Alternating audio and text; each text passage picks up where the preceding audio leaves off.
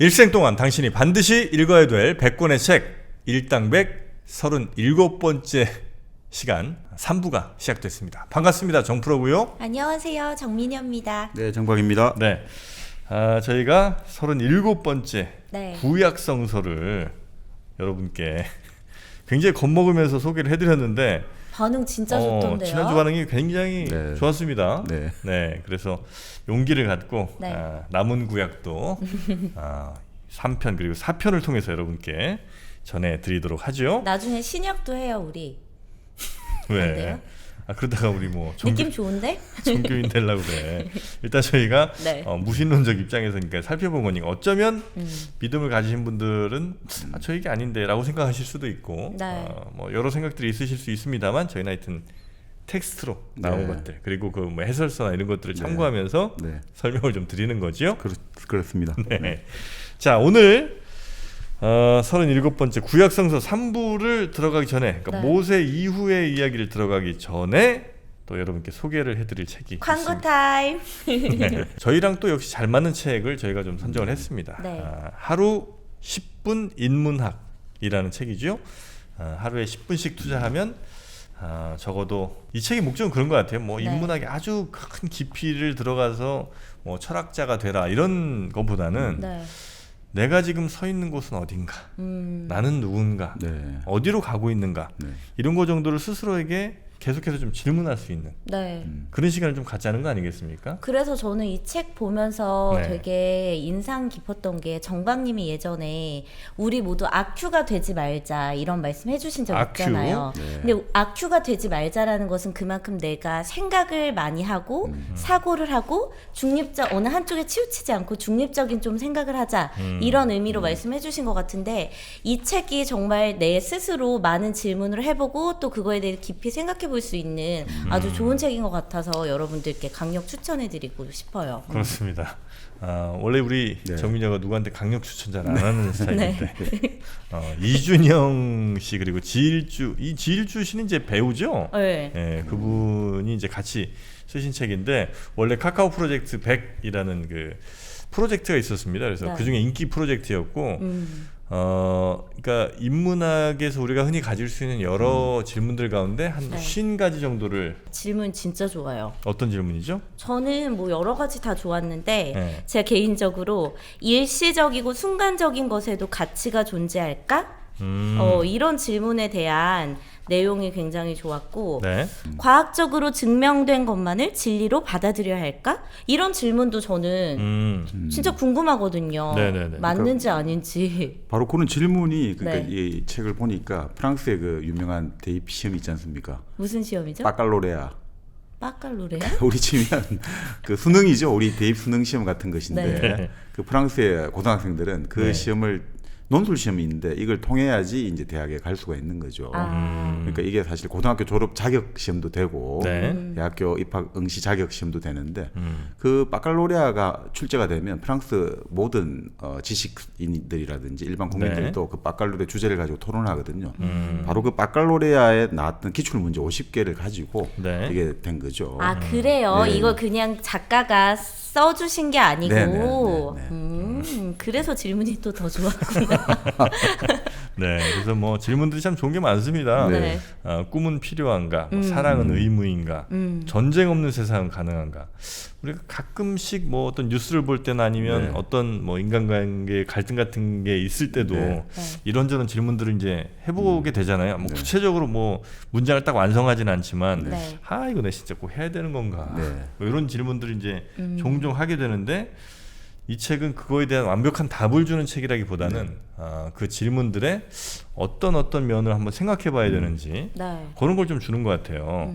그래서 뭐 예를 들면 저는 그 챕터가 좀 관심이 있었는데 시장에 대한 국가의 규제는 정당한가? 이게 요즘 또 어떻게 보면 굉장히 화두가 될 수 있는 그렇죠. 문제잖아요. 네. 예를 들면 지금 우리나라에서도 그 뭡니까 그 무슨 나도 그린 그거 궁금했는데. 펀드 같은 거 네. 가입하게 하는데 뭐 네. 손해는 좀 덜 보게 해준다 이런 걸 하면 이게 시장에 너무 국가가 개입하는 거 아닌가? 네. 아니면 그렇게 해서라도 뭔가를 극복하는 순서가 좀 필요한 건가 이런 고민들을 할 수 있는데 네. 예를 들면 이 장에서는 뭐 케인즈나 사무엘슨 뭐 이런 사람들의 이야기나 그때 당시에 어떤 뭐 대공황을 극복했던 스토리들 그리고 또 결국 2008년에 뭐 지나친 뭐 금융위기까지 불러오게 된 네. 그런 자본에 대한 이야기들 이런 것들도 이제 주면서 네. 그럼 정부의 규제는 정당한 건가? 그 이유는 뭔가를 이제 우리에게 스스로 물어보는 거죠. 그리고 이제 그 책들이 대체로 보면 매 챕터마다 자기한테 주는 질문들이 이제 맨 끝에 나옵니다. 네. 네. 근데 그 자기 생각 노트라고 그렇죠. 하죠. 네. 그래서 나에게 실패란 어떤 의미인가 이런 질문을 주는 거예요. 이 주제인데 왜 이 주제에 이 질문을 줬을까 생각해 보니까 경제 실패 그 이후에 우리는 어떻게 대처를 하는가 이게 나의 실패는 어떤 의미를 갖고 그 이후에 어떻게 대처를 하는가 이런 걸 아마 좀 주는 것 같아요. 이게 우리가 그냥 막연히 그냥 듣고 뭐 요즘 경제가 이렇대 뭐 요즘 국가에서 뭐 시장 경제 좀 관여한데 뭐 이런 뉴스를 많이 접하잖아요. 네. 근데 그냥 그 정보를 일차원적으로 듣고 흘리는 것보다는 한 번 더 이렇게 생각해보고 깊이 네. 나의 경우에 어떨까 하면은 정말 위기 그런 대응 능력도 좋아질 것 같고 꼭 필요한 그런 부분인 것 같아요. 정민이한테 실패는 어떤 실패는 성공의 어머니죠. 아 정말 와, 너무 뻔해.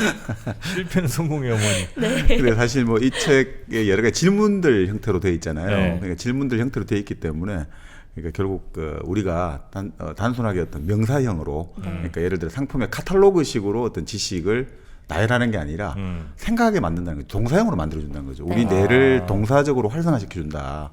끊임없이 과연 지금 말씀대로 시장과 정보의 관계라든지 네. 이런 것들이 사실 정답이 있는 문제가 아니잖아요. 네. 정답은 없는데 해답은 있는 문제다. 그러니까 우리가 그 다양한 해답을 찾아가는 과정에서 네. 우리의 어떤 생각들을 활성화시켜주고 그렇게 해서 우리를 좀 한 단계 높은 지성인으로 만들어주는 네. 그런 좋은 실마리가 되기 때문에 뭐 이 책의 내용 자체를 다 떠나서라도 이 네. 주제를 가지고 한번 고민해 볼 수 있다는 점에서 나름 의미가 있는 것 같습니다. 네. 근데 그러면서도 이 안에 되게 네. 인문학적 내용이라든지 그렇죠. 네. 우리가 일당백에서 많이 다뤄왔던 그런 맞아요. 주제들도 네, 네. 되게 많이 정말 겹쳐. 많이 있어서 네, 맞습니다. 저는 진짜 이 책 읽으면서 너무 반가운 거예요. 나의 그동안 3년간의 고생이 헛되지 않구나. 나도 이제 이런 책을 읽으면서 용어 정도는 알 수 있게 됐구나라는 네. 생각이 그렇죠, 들었어요. 그렇죠. 진짜로 저도 보면서 네. 우리 일당백에서 다룬 거랑 겹치는 내용이 많더라고. 그래서 혹시 우리 걸 좀 보고 쓴 건 아닌가. 우리도 책 하나 내자. 근데 이제 기본적으로 어쨌든 우리가 동서양의 네. 아주 큰 철인들, 위대한 위인들 이런 사람들의 생각들은 공유 자산이잖아요. 누군가의 독점 자산이 아니니까 네. 이 공유 자산 속에서 우리가 각각 다 이용할 수 있고 그 큰 나무 그늘 밑에서 각각 쉬어가니까 그런 면에서는 또 우리가 서로 다 이 시대를 같이 살아가고 있구나 이런 네. 생각이 들기도 합니다. 네. 알겠습니다. 하여튼 뭐 다 같이 뭐 생각하는 기회를 좀 갖도록 하죠. 하루 10분 인문학이라는 책이고요. 나무의 철학이라는 출판사에서 나왔습니다. 그래서 이 책을 이렇게 끼고 다니시면서 네. 또 중요한 게 차도 뭐예요? 하차감이 중요하잖아. 책도 이게 딱 들었을 때 표지를 누군가에게 보여줄 때 그렇죠. 있어 보이는 네. 이 책 아닙니까? 근데 굉장히 네. 디자인도 고급스럽고 예뻐요. 이 중요하다고. 예, 이게 지하철이라든지 아니면 뭐 카페 같은 데서 이렇게 딱 펼쳐놓기 딱 좋은 책. 네. 예, 하루 10분 인문학. 이거 한번 50가지 질문으로 알아보는 나와 세계에 대한 짧은 교양 한번 읽어보시면 좋을 것 같다는 생각이 들고요. 내가 잘 살고 있는지, 내가 하는 행동들, 또 생각들은 내 것인지 궁금할 때 읽어보면 좋은 책이 아닐까 하는 생각이 듭니다. 좋은 책 앞으로도 계속 소개를 해드릴 수 있으면 좋겠습니다. 좋은 책들 있으시면 저희한테 연락 많이 주시고요. 자, 그러면 본격적으로 구약 네. 이야기로 다시 이제 들어가 보도록 하겠습니다. 네. 자, 일단 지난 시간에 저희가 모세 아저씨까지 끝냈고요. 네. 네. 그래서 사실 이제 모세는 그 젖과 꿀이 흐르는 가나안 땅을 목전에 두고 모세는 들어가지 못하고 결국 눈을 감게 되는 거죠. 그리고 본래 이제 그것들이 이후에 우리의 모든 어떤 문화라든지 할리우드에서 일종의 이상향을 들어갈 때 네. 그 지도자는 결국 그 이상향을 들어가지 않고 그 입구에서 결국은 사망한다. 이런 식의 어떤 모티프가 됐죠. 아 그런 영화도 몇 개 있었던 그 것 같아요. 뭐가 있어요? 대표적인 게 바로 혹성 탈출. 아 시즌은 결국 어떻게 됩니까? 그 바로 그 자기 동료들을 다 이끌고 갔지만 그 목적지를 눈앞에 두고 결국은 눈을 감게 되는 거죠. 그래요? 바로 모세죠. 네. 시저가 근데 죽습니까? 네, 그렇죠. 눈을 감죠. 그 혹성 탈출 시리즈 쭉 나오는데 아, 이번에 최근에 나온 그거요? 네. 못 들어가잖아요. 아 시저 죽었어요? 네, 네. 아 나 왜 그 영화 되게 좋아하는데 왜 나 그걸 못 봤지? 아 시저가 죽었군요. 그러니까 그게 사실 그 모세 이야기라고 하는 거죠. 결국 모세하고 똑같죠. 무리를 이끌고 탈출을 해서 이제 새로운 땅을 낙원을 찾아가는데 아, 진짜 결국- 모세 이야기네요, 네, 그건. 모세 이야기죠. 근데 그 모세 이야기의 시저의 그 바로 그런 구도에 네. 열광하는 것들이 바로 우리가 동서고금을 막론하고 그게 사람의 삶의 구도거든요. 결국 사람들은 고생을 실컷 하고 뭔가 새로운 거를 딱 눈앞에 두는 순간 보통 눈을 감게 되죠. 그래서 그 이유의 것은 바로 이제 자식 세대, 아들 세대가 결국은 다음 세대로 물려주는 거죠. 그래서 맨날 그 자식들이 네. 부모님 돌아가시면 네. 아이고 이것만 좀 보고 네, 가시지. 그렇죠. 이제 우리 애들 뭐 결혼하고 이제 애기 낳는. 근데 뭐 계속 이어져. 그렇죠. 아니 우리 초등학교 들어가는 것만 좀 보고 가시지. 애 고등학교 그렇죠. 대학교 대학교 들어가는 들어가는 애 결혼 취업 뭐 다 끝이 없어. 결국은 하여튼 네. 9세대는 그렇게 이제 퇴장을 하는 거군요. 그렇죠. 그게 정치에서도 마찬가지죠. 정치에서도 항상 모든 정치인들은 네. 내가 구시대의 막내가 되고 신시대의 첫형이 되겠다, 큰형이 되겠다. 꿈을 갖고 항상 모든 정치는 그렇습니다. 내가 지금까지 나 이전에 모든 어떤 적폐라든지 구습을 일소하고 내가 새로운 시대를 열어주는 다리가 되겠다라고 하는 것들은 어떤 특정 개인의 전유물이 아니라 모든 정치인들의 사실 꿈이죠. 그러니까 결국 그것은 뭐냐면 인간 사회라는 것은 결국 세대 교체를 통해서 이루어지는 것이지 이례적으로 완성되는 게 아니라는 거죠. 완결되는 게 아니라는 거죠. 사람의 삶이라는 것도 우리가 태어나 가지고 죽을 때까지 모든 걸 다 할 것 같지만 네. 그게 아니라 좀 더 바로 모세의 이 이야기를 보면 겸손해라는 거죠. 네네. 겸손하면 된다. 아, 이 이야기 구조는 진짜 많이 쓰이는 것 같긴 하네요. 네네. 어떤 영화를 봐도 대체로 그 주인공처럼 이렇게 쭉 끌어오던 분이 마지막에 뭐 새로운 뭐 자식 세대가 됐건 아니면 뭐 아내가 됐건 이런 사람 보내주면서 자기가 죽는 그런 게 되게 많았던 것 같아요. 그렇죠. 그게 바로 인간 사회의 진실을 내포하고 있는 거죠. 그렇게 되어야지 인간 공동체는 유지가 되고 존속이 된다. 네. 희생 없이 나아갈 수 없다는 것들. 이걸 사실 보여준 거 아닌가. 인터스텔라도 약간 좀 그렇지 않았나? 네, 그렇네요. 인터스텔라. 네. 그리고 뭐 그래비티도 이렇게 네. 조지 클루니가 마지막에 이렇게 딱 보내주고 자기가 죽잖아요. 많은 것 같아. 네. 라이온 킹. 라이온 킹? 라이온 킹도 아빠 사자 죽잖아. 네. 새로운 세상을 앞두고 있었을까요? 네, 그럼요. 아들 사자다. 정민이 오늘 좀 약간 짚는 게 쉽지 않은 것 같은데 그게 자꾸 뭔가 좀 잘못 짚을 때는 네. 정신 상태가 조금 문제가 있다는 거거든요. 왜? 그럴 때 필요한 게 바로 커피? 일당백과 함께하는 2kg 커피입니다. 아, 정신 아주 맑게 깨워주는 그렇습니다. 커피입니다. 네. 일당백과 지금 한 2년 네. 같이 이렇게 1kg 커피 함께하고 있는데 정말 감사한 커피예요. 네, 요즘도 계속해서 많은 분들이 구매를 해주고 계시고 그러면서도 불만이 한 건이 없습니다. 근데 진짜로 이 1kg 커피에 대한 안 좋은 이야기는 저희가 한 번도 들어본 적이 없잖아요. 저희도 안 좋은 얘기만 좀 있으면 좀 끊어내고 싶거든. 우리 정방님도 안 좋은 얘기 한 번은 들은 적 있으신데 그쵸? 일당백은 없어. 아니 진짜 1kg 커피는 없어요. 희한하네. 그만큼 이제 퀄리티를 굉장히 신경 써서 만든다는 거고요. 네. 여기는 생두 핸드피킹을 안 한답니다. 그게 무슨 말이에요? 왜 얘기냐면 이렇게 어려워요? 생두가 이렇게 들어오면 네. 갈색 변하고 뭐 이렇게 좀 썩고 이런 것들은 손으로 집어낸단 말이에요. 핸드피킹이라고 하는데 그러니까 좀 품질이 안 좋은 원두를 이제 가려내는 거죠? 아예 그런 거 할 필요 없는 고급 원두만 쓴다는 거예요. 오. 네. 이번에 추석 맞이해서 또 선물 세트 8종 네. 이것도 새로 내놨거든요. 네. 40개 드립백 들었는데 28,000원입니다. 가성비가 진짜 좋은 하나 게 700원 꼴이에요. 네, 1kg 커피 이 선물 세트는 많은 분들이 그동안 극찬해 주셨던 네. 그런 제품이잖아요.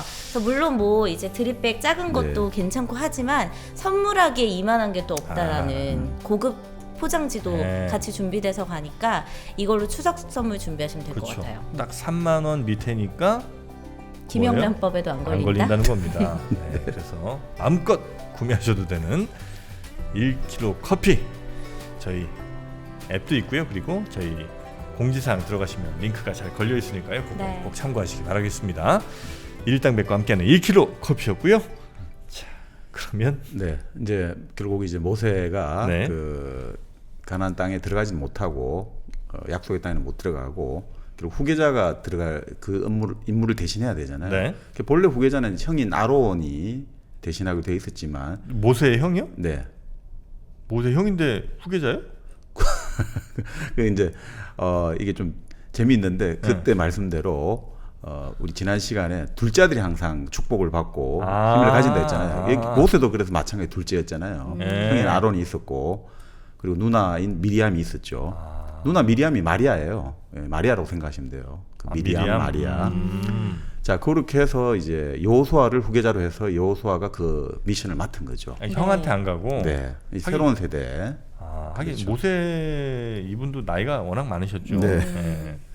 근데 이 재밌는 이야기가 그 여호수아가 사실은 모세와 미리암 사이의 아들이다 이런 해석들도 있더라고요. 누나? 모세와 누나 미리암 사이에. 그러면 그냥 아는 누나는 아니고요. 친누나. 그러니까 이게 결국은 성경이라는 게 잘 보면 계속해서 반복되는 구조가 있단 말이죠. 네. 모세와 미리암의 어떤 구조는 아브라함과 사라의 구조하고 똑같거든요. 그것도 이복누이, 누이잖아요. 그래서 네, 그 네, 사이에 이삭을 낳았듯이 모세도 바로 누이 미리암과 사이에 이제 여호수아가 있지 않은가. 이게 재밌는 게 또 구도가 똑같은 게 본래 사라가 그 하갈이 이스마엘을 먼저 낳았잖아요. 네. 그래서 하갈을 결국 쫓아냈잖아요. 그런데 재밌는 게 모세의 누이 미리암도 모세가 본래 이제 미디안 사람 딸 그 저번에 십보라라고 했지 않습니까? 십보라와 결혼을 했는데 이제 십보라가 죽고 나서 지금의 에디오피아 지방, 네. 그러니까 일종의 구스족 여인, 이방 여인을 또 아내로 맞았거든요. 그러니까 미리암이 그걸 좀 문제 제기를 했단 말이죠.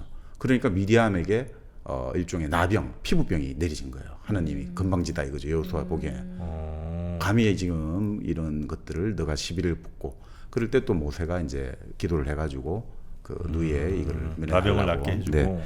그러니까 이것도 결국은 비슷한 거잖아요. 하갈을 질투한 그 사라하고 좀 비슷한 거 아니냐.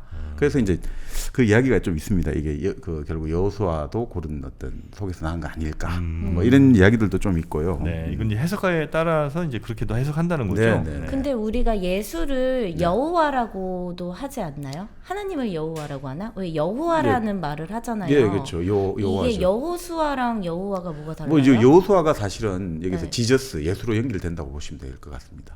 여호수아가 지저스 예수로 그 어원적으로는 비슷하게 연결된다고 보시면 돼요. 여호와 뭐 야훼 뭐 이게 다 야훼 그렇죠. 같은 말이죠. 네, 네. 그래서 이 마리아의 아들인 거구나. 그렇죠. 네.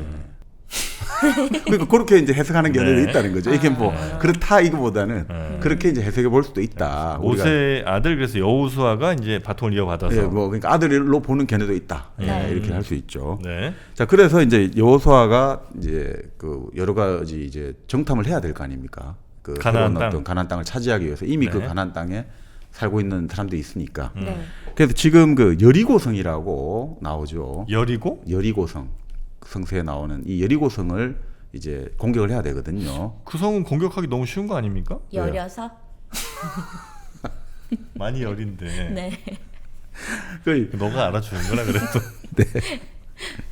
그게 이제 결국은 먼저 이제 여리고성을 공격하는데 네. 거기가 사실 지금까지 인류 역사에서 가장 오랜 도시 예리코를 뜻하죠. 인류 역사상 가장 오랜 도시 중에 하나가 뭐 예전에 우리 메소포타미아 이야기할 때 우르 이런 이야기했는데 이 바로 여리고성이 바로 예리코예요. 한 지금부터 한 10,000년, 한 8,000년 뭐 이 정도 아주 네. 오랜 옛날. 근데 그때 이 성에서 정탐꾼을 보내는데 그 성 안에 정탐꾼이 가가지고 스파이가 가서 네. 그 포습을 잘하는 거죠. 그 성에 이제 창녀로 기생으로 나오는데 성서에는 그 기생 라합을 포습을 하는 거예요. 좀 우리를 좀 도와달라. 네. 그래서 라합은 그럼 도와주겠다. 그 대신 당신들이 공격에 올 때 나와 내 가족을 좀 보호해 달라. 그럼 어떻게 보호를 해야 되느냐? 그럼 우리가 공격에 올 때 이제 성에 당시 들어오면 그냥 무자비한 살육을 하고 막 학교에 방황할 거 아닙니까? 창틀에 붉은 밧줄을 딱 매달고 있으면 우리는 절대 저기는 공격하지 마라라고 하겠다. 창틀에 붉은 밧줄을 맨 집은 공격 안 그렇죠. 한다. 그게 네. 딱 이제 그렇게 협조를 받아가지고 결국 여리고성을 근데 여리고성이 아주 튼튼한 성이란 말이죠. 근데 어떻게 공격해서 이겼느냐? 바로 나팔을 불어가지고 제사장이 나팔을 불고 병사들이 함성을 지르니까 성벽이 그냥 무너졌다라고 기록이 되어 있는 거죠. 그 튼튼한 성벽이 네. 나팔에 무너졌다고요? 네. 열이다니까. 뭘 의미하는 거예요? 근데 그게? 아, 나팔. 그 요즘 치면 뭐 초음파 음파 무기인가요? 아, 음파 무기인가요? 거기까지는 안 갔으면 좋겠는데. 나팔을 불었다. 네. 나팔을 불고 성벽이 무너졌다. 네. 이거는 저는 또 성적으로 이해합니다. 아, 뭡니까?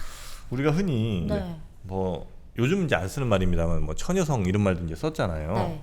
그 여성의 이것을 그 성의 비유를 많이 했단 말이죠. 네, 네, 그쵸. 거기에 나팔을 불었어? 나팔이라는 게 이제 길고 네, 이렇게 생겼지 않습니까? 네, 그래서 이제 나팔관이 아니고 나팔을 통해서 네. 소리가 이제 나가잖아요. 뭔가가 나가잖아. 그 성우 안으로 마치 이제 그 아이들이 이렇게 쫙 가듯이 들어간 거지. 그래서 성이 무너진 거지. 사랑으로. 그렇게 사랑의 종교 아닙니까? 정영진 씨 해석은 다 이런 식이야. 뭔가가 다 나와.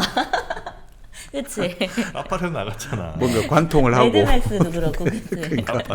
나팔을 불었던 성벽이 무너졌다. 이게 무슨 뜻이겠어요? 이건 무신론자 입장에서 네. 말씀드리는 겁니다. 저는. 건축공사에 너무 익숙하신 것 같아요. 네, 그런 해석도 가능하지 않을까 하는 생각 해보는데 어떻게 이거는 아니 뭐 저는 뭐 이게 병사들의 함성이라든지 이런 것들 나팔이라는 것들이 본래 이제 공격을 할 때 이런 겁을 주는 거죠? 그러니까 기사음 아니겠습니까? 네. 예를 들어가 예전에 우리가 춘추 시대 때 그 오월동지라고 하지 않습니까? 오나라 네. 월나라 싸움 많이 했는데 월나라 왕 구천이 오나라 왕 이제 합녀였죠. 합녀였죠. 그 부차의 아버지니까 합녀하고 이제 전투를 벌일 때 도저히 이 전력이 열등하거든요. 싸움하면 정면 싸움 전투를 하면 무조건 지게 돼 있어요. 네. 어떤 기발한 어떤 그 전술도 아니죠. 기발한 어떤 방법을 고안했느냐면 그 월나라 땅에 중재수 있잖아요. 이제 사형수들 한 300명을 선발을 해요. 너희들이 우리 이 전쟁터에 나가가지고 네. 그 오나라 군사 앞에서 너희들이 스스로 목을 베가지고 죽으면 너희들의 죄를 사해주고 그리고 너희 가족들을 우리가 잘 돌봐줄게. 너희들이 이 나라를 위해서 한번 마지막으로 한번 너희들이 봉사를 해라 된 거예요. 그래서 이제 오나라하고 월나라가 이제 딱 전투를 대치하고 있는데 이 월나라에 뭐 아주 무시무시하게 했겠죠. 머리도 깎고 막 온갖 문신도 하고 있는 사람들이 갑자기 300명이 나와가지고 막 뭐라 하더니 갑자기 칼로 꺼내가 일제히 자기 목을 다 끄어버리는 거예요. 아유. 그러니까 오나라 군대가 그게 완전히 전이상실해갖고 그냥 무너졌다고 하거든요. 그런 식의 이게 충분히 가능하지 않겠나 네. 이런 생각도 듭니다. 굉장히 아까운 시간이지만 저의 해석 조금 더 보강하겠습니다. 네. 듣다 보니까 확신이 생겼어. 네. 왜 하필이면 그 성매매를 하는 여성을 거기에 등장을 시켰겠느냐? 네. 아, 그죠? 그렇네요. 성적으로 이건 연관을 안 시킬 수가 없다는 거예요. 그 네. 수많은 사람들 가운데 왜 그 그렇죠. 사람이겠느냐? 그리고 성경에 창녀가 진짜 많이 등장하잖아요. 네. 네. 그리고 너무 셌나요, 발음이? 아니 뭐 많이 나오니까. 네, 많이 네. 나옵니다. 그리고 빨간 줄을 맨 집은 공격하지 말아라. 네. 이건 생리를 의미하는 겁니다. 월경. 생리할 때는 하지 말란 얘기야. 그거 아니고 약간 처녀성을 상징하는 거 아닐까? 아, 뭐 그런 해석도 가능합니다. 네. 하여튼 이 두 가지 중에 네. 여러분이 선택하시는 건데요. 네. 정민여와 정프로는 그렇게 네. 판단했고요. 네. 그러니까 사실 뭐 그 지금 뭐 창녀 이야기 나왔는데 본래 그 풍습이 그 당시 예전에 그 중근동 지방 풍습이 네. 그 우리 메소포타미아 그 수메르 그쪽 그 칼데아라는 도시 같은 경우에 네.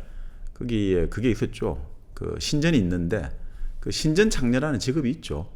신전에 이제 창녀가 거주하고 있는 거예요. 그 예전에 한번 이야기 드렸던 것 같은데 그래서 네네네. 누군가가 자발적으로 그 잠자리를 해야지 이제 거기서 이제 봉사를 하고 다시 또 고향 시집 갈 수 있는 자격을 획득한다.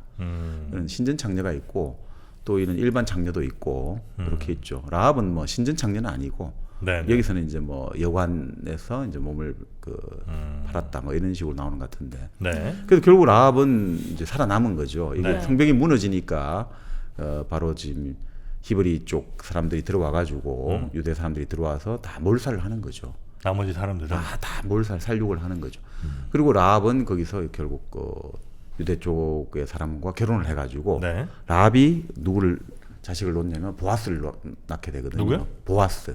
보아스? 처음 듣는다. 네, 이 보아스라는 사람이 나중에 예전에 한번 말씀드렸는데 그 룻이라는 그 여인과 결혼을 해가지고 보아스와 룻 사이에서 결국 이 자손이 누가 나오냐면 다윗이 나온단 말이죠. 다윗 왕. 그 유명한 다윗. 네. 다윗 왕. 그렇죠. 그 다윗 왕은 결국 쭉 그게 이어져서 나중에 예수 그리스도까지 다 이어진다는 거죠. 그러니까 사실은 그때도 말씀드렸습니다만 바로 그러니까 예수 신약에 나오는 여러 예수의 어떤 그 족보적 기원이 바로 이런 어떻게 보면 천한 여인들하고 다 관련이 돼 있는 거죠.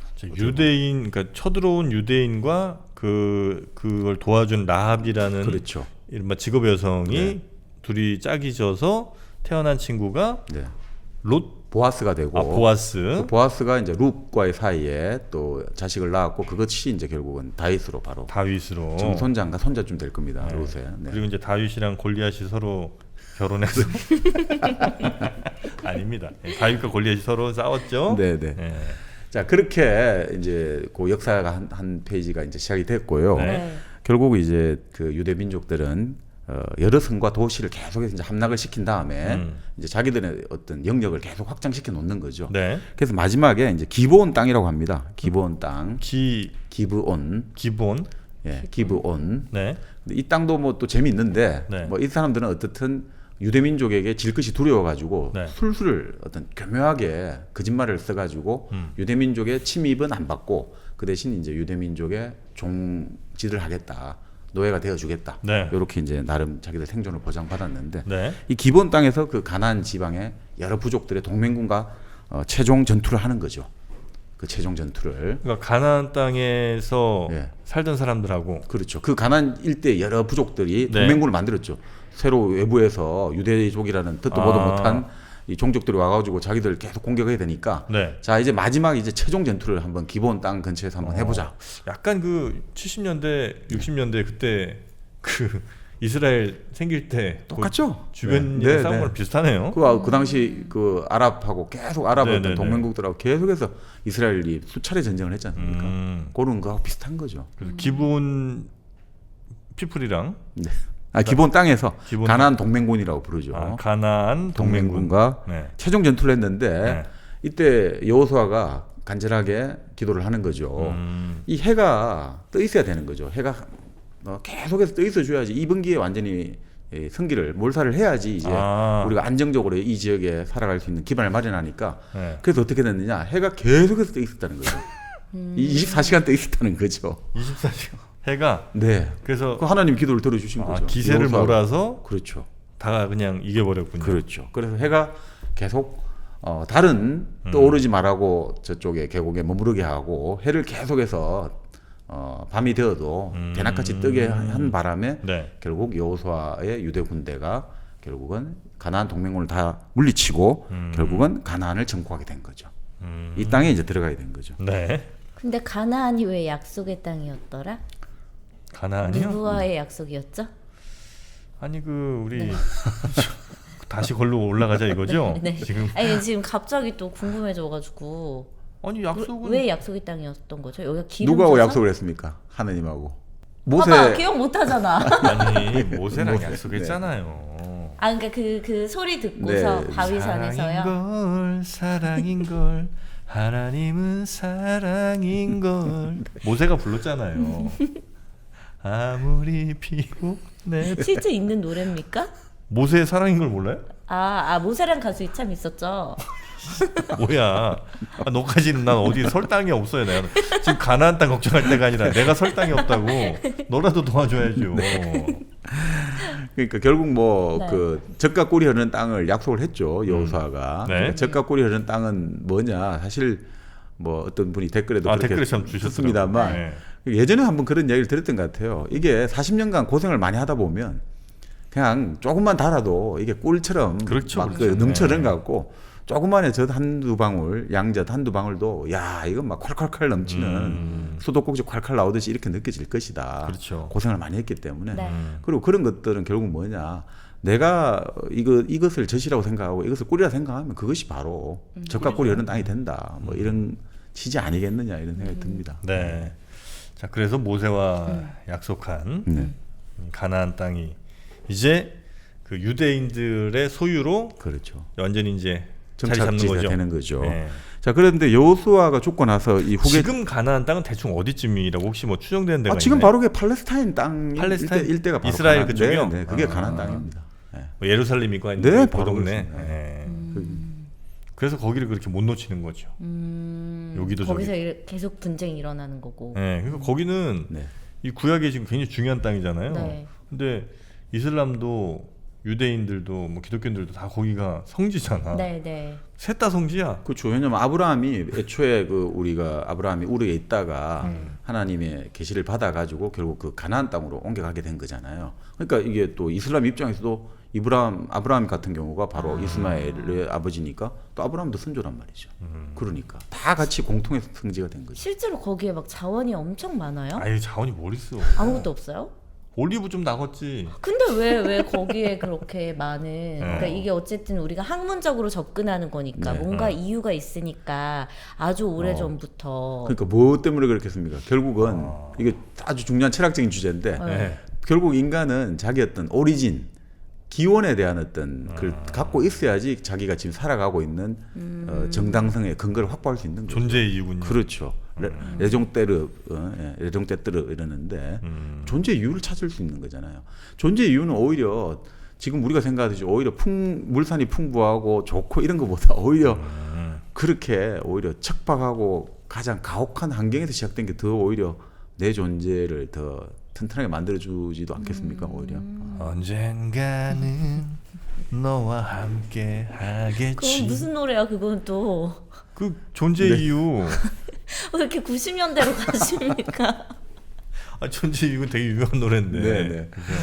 김종환. 네, 김종환 처음 뜬 노래는 처음엔 그냥 걸었어. 아, 그 같은 가수군요. 아닙니까? 창법이 전혀 다른데? 아 다른 가수입니다. 네, 그 처음에 그냥 걸었어는 약간 되게 밝은 느낌의 노래고 아 그래요? 아 미안합니다. 이거 네 좀 착각할 수 있네요. 네. 요즘 노래방 가고 싶으세요? 요즘 2.5 단계라 못 가잖아. 네. 그래서 여기서라도 부르는 거예요. 자, 결국 뭐 네. 여호수아가 죽고 나니까 애초에 이제 우리가 그 야곱 그 아들들이 이스라엘 12지파 각각의 부족을 형성하는 네. 이제 이렇게 갈라졌지 않습니까? 네. 그러다 보니까 또 이제 계파 갈등이 야기되는 거죠. 후계자를 둘러싸고 네. 거기에다가 또 바빌로니아 쪽 이 유대 민족을 위협하니까 어떤 이제 그 지도자가 나오냐면 사사라고 해요. 사사. 네? 사사. 사사. 네. 네. 그러니까 뭐 스승도 되고 네. 선비사자 같이 같이 쓰고 있는데 일종의 막 우리 생각하면 최고 지도자 정도 네. 제사장과 뭐 이런 일종의 정치 지도자 역할을 같이 하는 그렇게 생각하시면 될 것 같아요. 네. 이 사사라는 이제 그 지도자를 통해 가지고 이제 좀 그 뭔가 리더십이 발휘되고 그런 어떤 일종의 약간의 각각이 이제 사사가 있으니까 네. 그런 식으로 이제 그 생활이 이루어졌다라고 봅니다.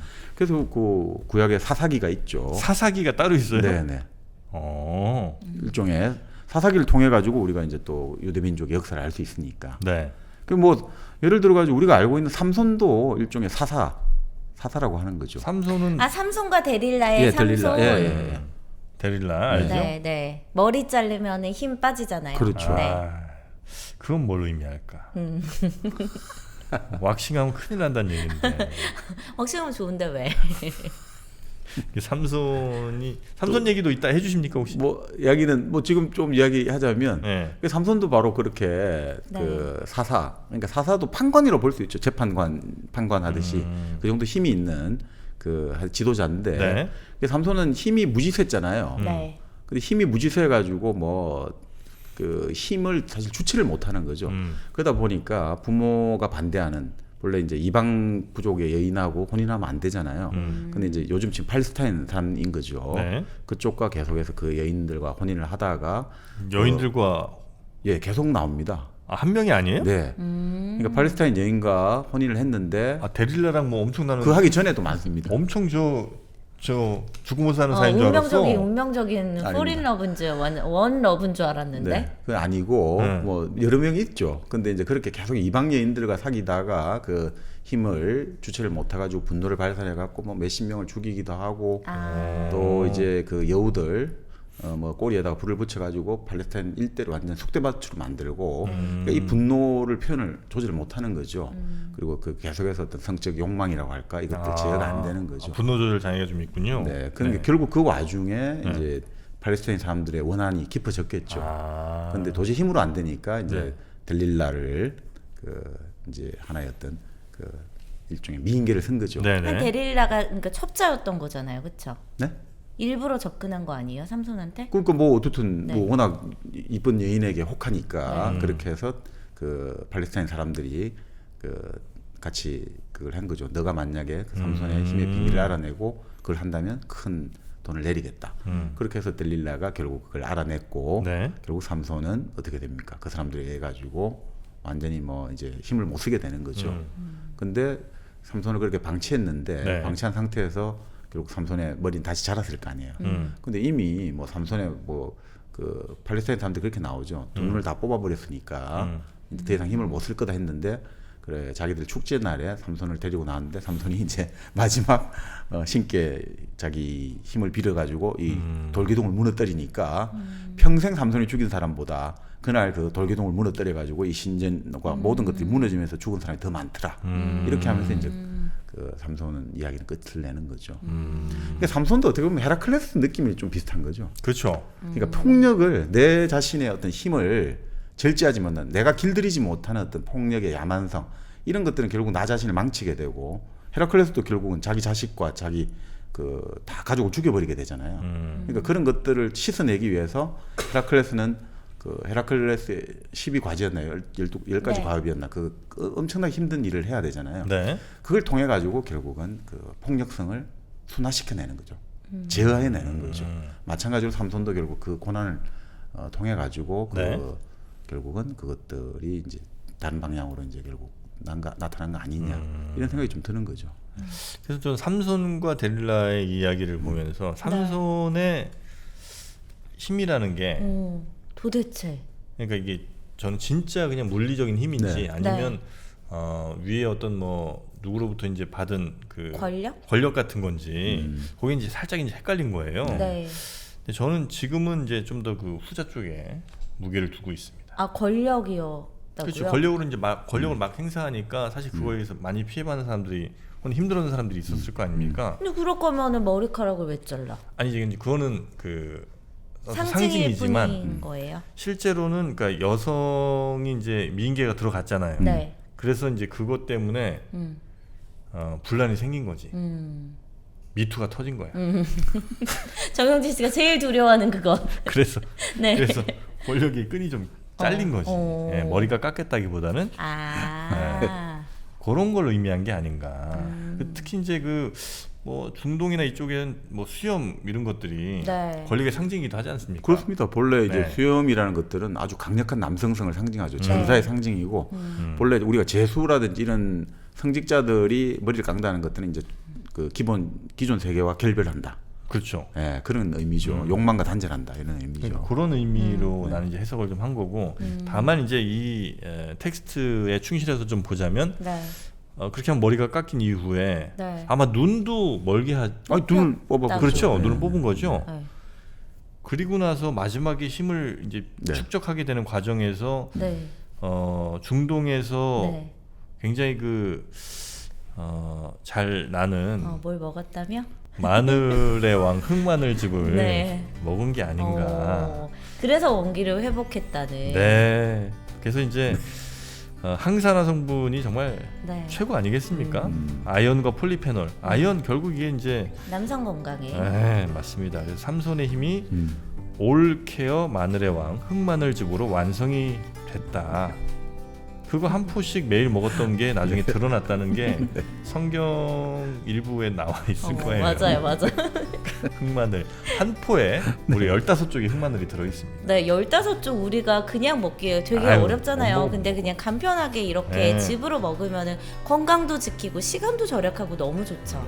그래서 어떤 분이 댓글도 주셨더라고요. 네. 도대체 여기는 일당배에서 판매하는 건 뭐 테스트단이 있는 건지 오. 너무 다 맛있고 좋더라. 네. 올케어 마늘의 왕 흑마늘즙 저희 링크를 잘 걸어놓을 테니까요. 거기 꼭 찾아가 보시면 좋겠습니다. 대신 우리 일당백에서 구매했다고 꼭 해주셔야지 그럼요. 사은품도 받으실 수 있으니까 네. 그 점 잊지 마시기 바랍니다. 의성 마늘 아낌없이 진하게 네. 담았습니다. 올케어 마늘의 왕 흑마늘 삼손즙. 삼손즙으로 출시하면 괜찮겠다. 손질. 네. 네. 자, 지금 저희가 뭐 네. 정신없이 뭐 여기까지 네. 왔는데 일단 다시 네. 그 사사. 네. 사사로 들어가야 되죠. 네, 여호수아가 죽고 나서 이제 그 사사의 시대가 열렸고. 네. 근데 이렇게 시간이 또 지났잖아요. 네. 그러니까 본래 동족 내혼 이방인 종족과 결혼하지 말아야 했는데 또 다 어기게 돼 있죠.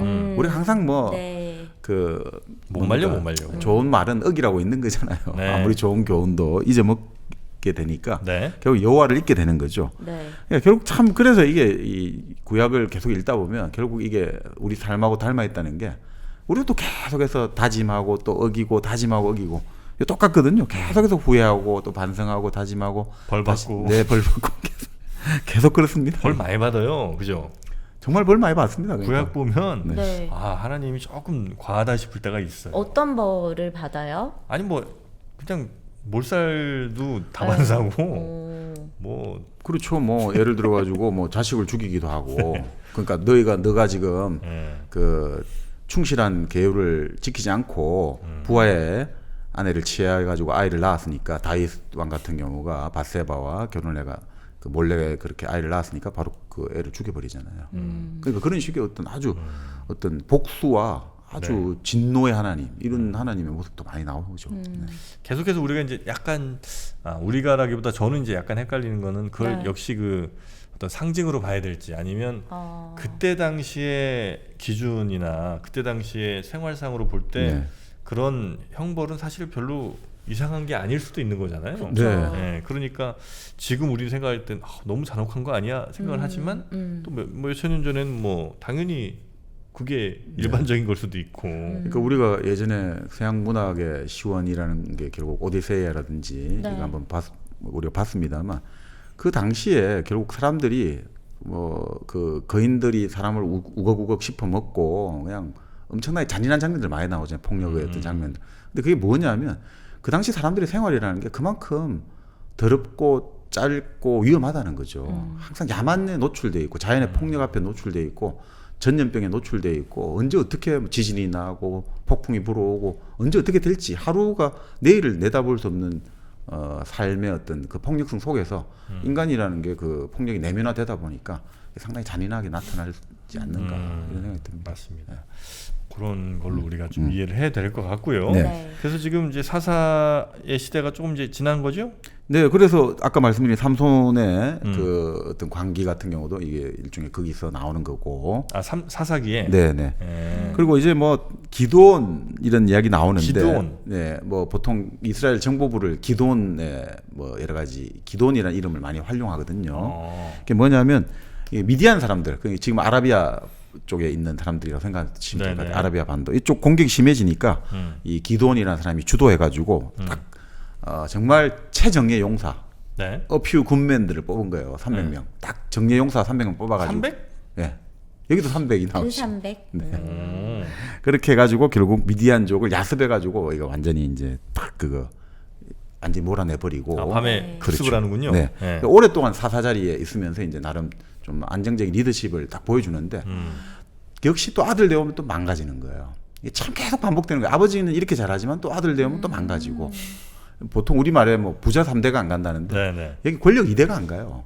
또 아들은 또 시원찮거든요. 기도온 아들은 네, 아들 아비말렉이 이 기도원이 아들이 너무 많았어요. 아들이 수십 명이 됐거든요. 네. 그러니까 이 아들이 약간 좀 첩의 아들이고 이 자기 엄마가 세겜이라는 조금 천대받는 마을 출신이란 말이죠. 그러니까 이 아들이 자기 외갓집에 간 거죠. 그래서 내가 한번 이 세겜 우리 세겜에 한번 권력을 대권을 잡아오겠다. 돈을 좀 달라. 그러면 내가 이걸 가지고 역시 거사를 하려면 혁명 자금이 필요하잖아요. 네. 그렇게 해갖고 자기 이제 형제들 모아가 한꺼번에 다 몰살을 시켜버려요. 누구를? 자기 형제들을. 아. 바로 기돈의 아들 아비말렉이 다른 형제들을 다 몰살시키고 아비말렉? 아비말렉. 네. 근데 결국 이 아비말렉이 그렇게 권력에 올랐지만 뭐 사람들이 그거를 인정하겠습니까? 네. 반란이 계속 일어나잖아요. 그래서 반란 진압하다 어떻게 됐냐면 이제 어느 마을에 이제 반란을 진압하러 갔는데 내가 너희들을 삭슬해 버릴 거야라고 이제 협박을 하고 있었는데 그 마을에 어떤 여인이 맷돌을 던졌는데 그 맷돌에 맞아 죽었다. 그렇게 허무하게 그냥 죽어버려요? 허무하기도 하고 그게 아주 비참한 죽음이고 아주 네. 형편없는 죽음이라는 거죠. 보잘것없는 죽음. 그 예전에는 여인이라는 게 여기서는 아주 좀 이제 성경의 역사에 보면 나름 천한 걸로 네, 나오잖아요. 사회적 이제 소수니까. 근데 그 여인이 던진 맷돌, 그러니까 또 가정용 기구로 전사는 결국 어떻게 보면 누군가의 전투를 통해 창이나 칼로 죽어야 되는데 맷돌에 맞아 죽으니까 아비말렉도 너무나 이게 허무하고 자기가 부끄럽잖아요. 그러니까 자기 부하들 보고 빨리 나 죽여줘 총으로. 아니 그 총이 아니라 창 이런 걸로. 아, 맞고 내가 나서- 너무 부끄럽다. 아. 결국은 이렇게 나쁜 짓으로 일어난 자는 또 네. 이렇게 정말 부끄럽게 죽는다. 이런 식으로 이제 나오는 거죠. 맷돌 하면 또 우리가 또 뭘 할 거야? 뭘 갈 거야? 뱅 돌리지 않습니까? 네. 네. 뭘 갈잖아요. 네. 네. 풍차 돌리기 혹시 아시는지 모르겠어요. 네. 네. 트레드밀 네. 여기까지만 가겠습니다. 네. 자 그런데 자 여기서 이제 예언자가 등장하기 시작합니다. 예언자가 이제 더 이상 그 사사의 시대가 갖고 안 되는 거죠. 네. 지금까지는 이 사사가 아까 말씀드린 제사장 기능도 같이 하면서 갔는데 자꾸 이렇게 뭔가 계속해서 흩어지고 분산되고 외적의 침입에 나약하다. 그러면 우리는 이제 무엇이 필요한가 이거죠. 결국 왕이 필요하다. 이제 신정에서 왕의 사회로 간다 이거죠. 네. 예, 그런 이제 그러면서 이제 예언자 여기서 나오는 게 바로 우리 예언자라고 부르기도 하고 선지자라고 부르기도 하는데 사무엘이 등장하는 거죠. 사무엘. 네. 그 사무엘이 이제 왕의 시대가 올 것이다 이제 예언을 하는 거죠. 이게 그 솔로몬인 거예요? 그 솔로몬 달라요? 위에가 사무엘? 다윗 왕이죠. 네. 다윗 왕전이 사울 왕인데 바로 이 사울 왕과 다윗 왕 그 시대 무렵에 이제 그 예언자 사무엘이 등장해갖고 이제 왕이 나올 것이다. 그 유대의 최초의 왕은 이제 결국 사울 왕이죠. 사울 왕. 아. 그러면 이게 이제 신정 재정 일치라고 흔히 얘기하는 그렇죠. 그 네. 시대에서 이제 바뀌는 거죠. 재정 분리가 되는 그렇죠. 이제 왕의 시대가 온다는 거죠. 그러니까 참 이게 또 역사에 보면 또 비슷하기도 한 것 같습니다, 그죠? 네네. 우리가 재정 일치를 가다가 이제 슬슬 이제 세속적 왕권이 승계나는 시대 이렇게 지금 가는 어느 거죠. 문화권이나 비슷한 과정들을 거치는군요. 그렇죠. 우리가 뭐 우리도 당군 신화의 당군 왕금 아닙니까? 그죠? 네네네. 당군은 우리가 제사장이라 그러고 왕금은 어떤 정치적인 권력자 이런 것들에서 이제 슬슬 나눠가는 시대 네. 아니겠느냐 이렇게 보고 있습니다. 사무엘 L 잭슨이 이제 왕의 시대가 이럴 것이다 이렇게 예언을 했고요. 네.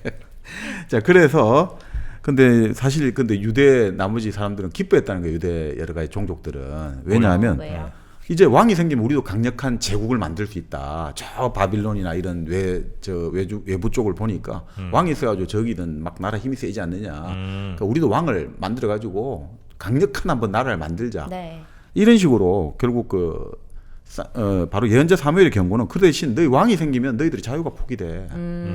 너희들 왕이 생기면 이제 어떻게 될 것이냐?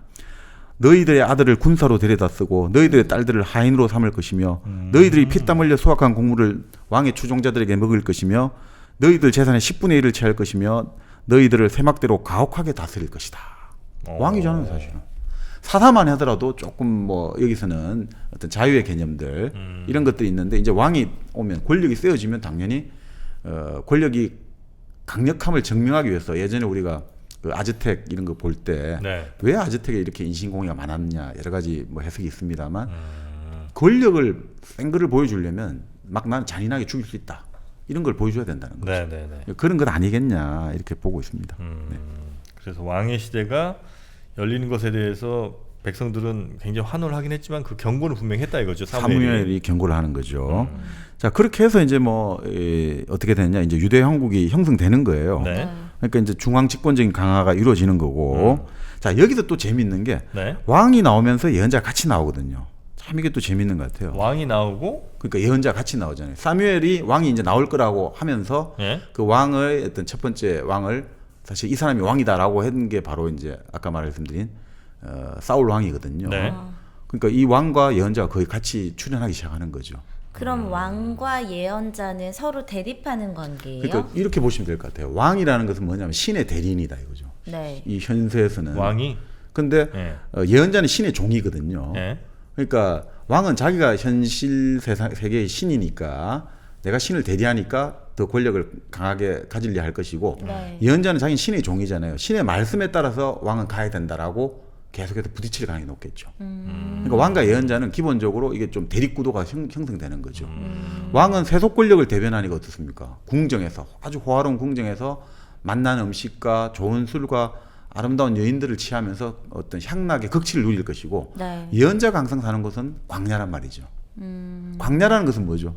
이 광야라는 것은 우리가 인간이 사는 것도 아니고 신이 사는 것도 아니고 애매모호한 신과 인간이 살아가는 그 존재와 비존재 사이의 경계거든요.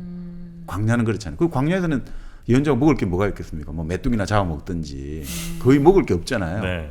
그 상태. 그러니까 사실은 이게 이제 유대 사회에 왕과 예언자가 동장한다는 것은 어느 사회든지 사회는 두 가지로 구성된다고 했잖아요. 우리 유교 중국의 우리가 그 동양 사회를 보면서 유교에서 가장 유학에서 중요시하는 게 예와 악이라고 했잖아요. 네. 네. 예라는 것은 계층성, 구별이고 차별이고 악이라는 것은 서로 같이 화합하고 서로 논다. 아폴론과 디오니소스 이렇게 볼 수 있는데 네. 이 바로 왕이라는 것은 우리가 현실 사회는 결국 계층성으로 존재하잖아요. 네, 위계성이란 말이죠. 그러니까 위계가 없을 수가 없잖아요. 그 위계 정점에 왕이 있단 말이죠. 그게 이제 본격화되는 거고 마찬가지로 예언자라는 것은 일종의 커뮤니타스라고 하는데 종교적 상태가 계속해서 이제 주기적으로 나타나는 걸 보여준다는 거죠. 그러니까 커뮤니타스는 뭐냐면 우리가 일반적으로 계층적인 어떤 관계 속에서 살아가지만 너무 네. 힘들잖아요. 매일 누군가의 지시만 받고 누군가의 뭔가 부하로서만 살아가고 이러면 너무너무 힘들잖아요. 그래서 우리 예전에도 그 안동에 네. 그 하회 마을에 그 탈춤 이런 거 보면 갑자기 네. 그 하인이 양반 노릇하게 되고 주인 노릇하게 되고 양반을 막 그냥 뭡니까 아주 천대하고 업신여기잖아요. 그런 식으로 한 번씩 이게 확 역전이 된다든지 이게 완전 뒤죽박죽이 되는 그 어떤 종교적 상태가 필요하거든요. 그 커뮤니타스 결국 뭐냐면 사회적 집단성. 그러니까 사회가 하나가 되는 느낌이 되는 거죠. 이게 예언자의 시대. 예언자에게 볼 때는 왕이거든 뭐든 다 똑같다 이거죠. 왕이든 뭐든 계급장 되면 하나님 앞에서는 다 종이야 우리는. 그러니까 그런 시대가 이제 같이. 그래서 그 목사가 하나님 이런 걸 아니 하나님 앞에서 하면 안 되죠. 계급장 띄고 다 한 거구나. 와 깜짝 놀랐잖아요. 자 그런 식으로 결국 뭐 이제 참 재미있게 권력이 강해지면 네. 그러니까 참 이게 인간 사회의 어떤 보편적인 원칙 같습니다. 권력이 강해지면 그 권력을 견제하는 또 예언자 생겨나. 이게 참 이게 이런 어떤 평형을 찾으려는 원리가 있는 것 같습니다. 네. 자, 그래서 사무엘이란 예언자와 사울이란 왕이 이제 동시에 등장을 했고요. 그렇죠. 그래서 뭐 근데 이 왕의 시대가 사실은 한 3대 정도 얼마를 못 가요. 아 그래요? 예를 들어서 우리가 뭐 말씀드린 대로 그 사울 왕이 있고 그 다음에 다윗 왕이 있고 솔로몬 왕. 그 솔로몬 왕 이후로 결국 나라가 둘로 쪼개지거든요. 분단이 돼버리죠. 네. 북이스라엘과 남유다로 분단이 되기 때문에 실질적으로 이제 결국 그렇게 분단되어 가지고 결국 나중에 다 망하게 되는 거죠. 네. 왜 이렇게 왕은 오래 못 가요?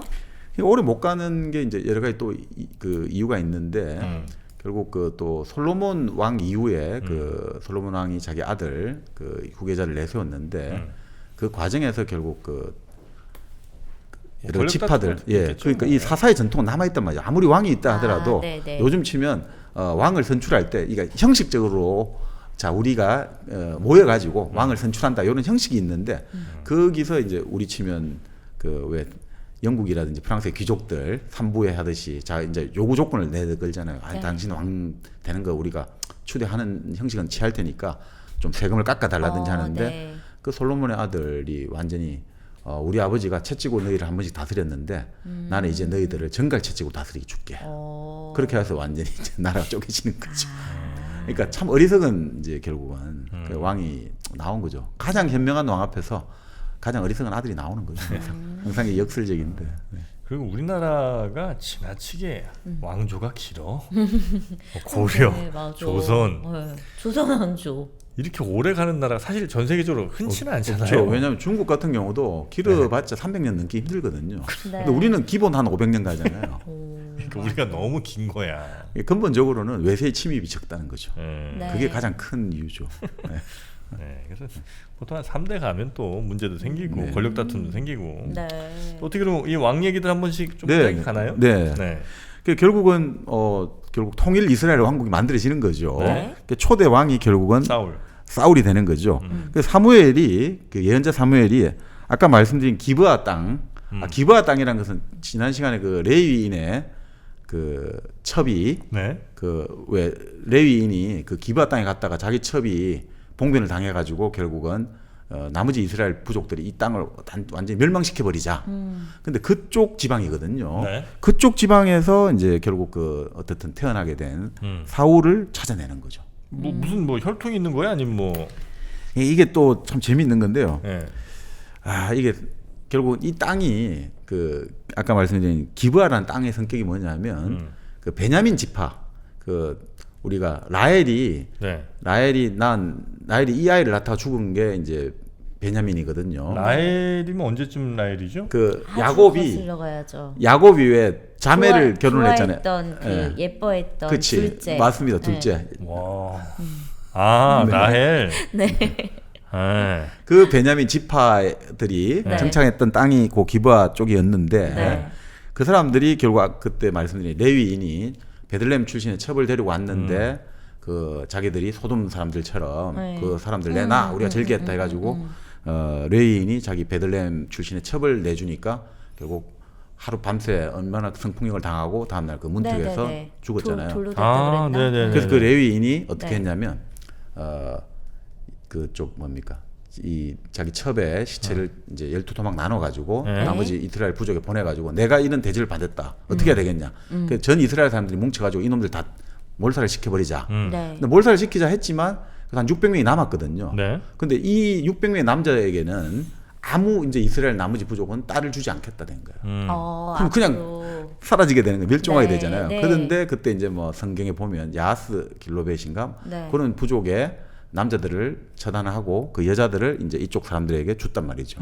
그래서 그 베냐민 지파 사람들이 거기하고 결혼을 해가지고 이제 그 대가 이어진 거죠. 네. 거기서 나온 사람이 이제 사울이라는 거죠. 그러니까 이게 이 사울을 그렇게 의미한 거는 좀 재미있는 것 같아요. 네. 그러니까 이 사울이 첫 번째 왕은 똑같습니다. 여기도 뭐든지 아까 그랬잖아요. 첫째 아들은 죽어줘야 되잖아요. 네. 첫째 아들이 안 좋게 돼야 된단 말이죠. 그러니까, 이 또 사울. 그 시절에 그 사람을 또 끌어온 거군요. 그런 것 같아요.